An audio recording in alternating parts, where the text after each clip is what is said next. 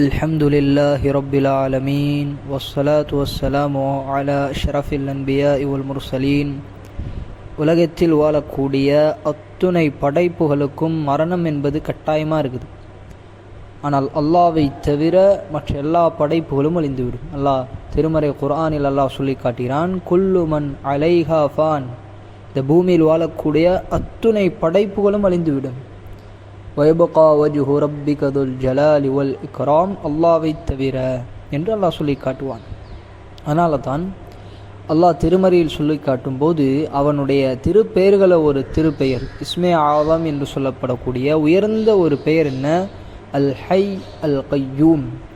High என்ற வார்த்தையை கொண்டு துஆ செய்தால் அதை கொண்டு அல்லாஹ் துஆவை ஏற்றுக்கொள்வான். அந்த ஹைக்கு என்ன அர்த்தம்?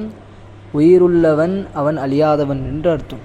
அப்போ அல்லாஹ்வுக்கு அழிவென்பது கிடையாது. மனிதர்கள் அழிந்து விடுவார்கள், மனிதர்களுக்கு மரணம் இருக்குது. குல்லு நஃப்ஸின் தாஇகத்துல் மௌத், ஒவ்வொரு ஆத்மாவும் மரணத்தை சுவைத்தே தீரும் என்று அல்லாஹ் திருமறையில் சொல்லி காட்டுகிறான்.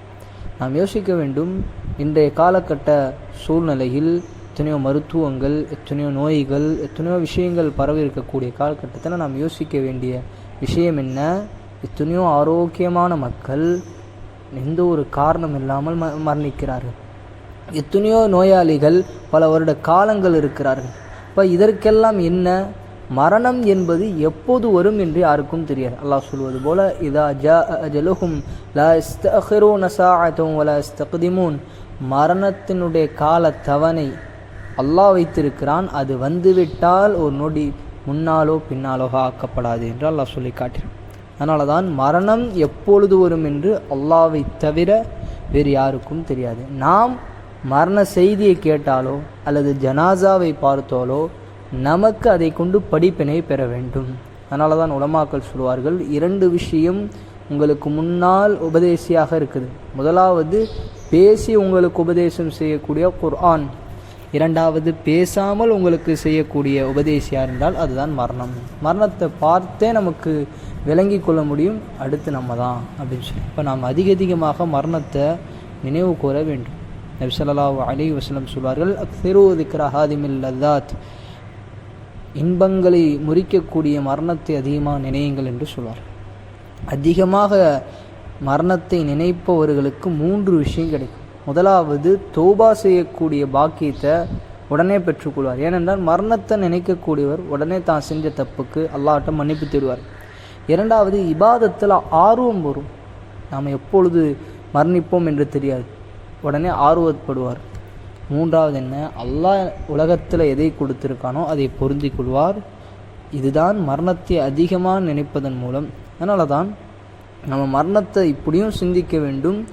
ஒவ்வொரு நாளும் அதிகமாக சிந்திக்கும் போது நம்முடைய அமல்களில் ஆர்வம் ஏற்படும் என்று நம்முடைய உலமாக்கள் அழகாக சொல்லி காட்டினார்கள். அப்போ மரணத்திற்கு பிறகு உள்ள வாழ்க்கைக்காக வேண்டி இப்பொழுது தயார் செய்ய வேண்டும். மரணம் என்பதற்காக, மௌத்து என்பதற்காக வேண்டி பயந்து கொண்டோ பதட்டப்பட்டு கொண்டோ இருக்க தேவையில்லை. அதற்கு என்ன தேவை? அதற்கு பின் உள்ள வாழ்க்கைக்கு நாம் என்ன அமல் செய்ய வேண்டும், அதைத்தான் நாம் இங்கே பார்க்க வேண்டும். அதனால தான் நபி ஸல்லல்லாஹு அலைஹி வஸல்லம் அவர்கள் அறிவாளி என்பதற்கு விளக்கம் சொல்லும்போது, அல் கையிசு மன் தான நஃப்ஸஹு வ அமில லிமா பஅதல் மௌத். அறிவாளியார் என்றால் தன்னுடைய மனதை கட்டுப்படுத்தி மரணத்திற்கு பின் உள்ள வாழ்க்கைக்காக அமல் செய்பவர் என்று நபி ஸல்லல்லாஹு அலைஹி வஸல்லம் சொன்னார்கள். நம்முடைய வாழ்க்கையில் நாம் எந்த அளவுக்கு மரணத்திற்கு முன் தயாரிப்புகள், நல்ல அமல்கள், நல்ல குணங்கள், ஹலாலான வியாபாரத்தின் மூலம் சம்பாதித்த உணவு, உடைகள் எவ்வளோ வைத்திருக்கிறோம், அல்லாஹ் ரசூலுக்கு எவ்வளோ கட்டுப்பட்டு நடக்கிறோம் என்பதை நாம் சற்று சிந்தித்து நம்முடைய வாழ்க்கையை மாற்றிக்கொள்வதற்கு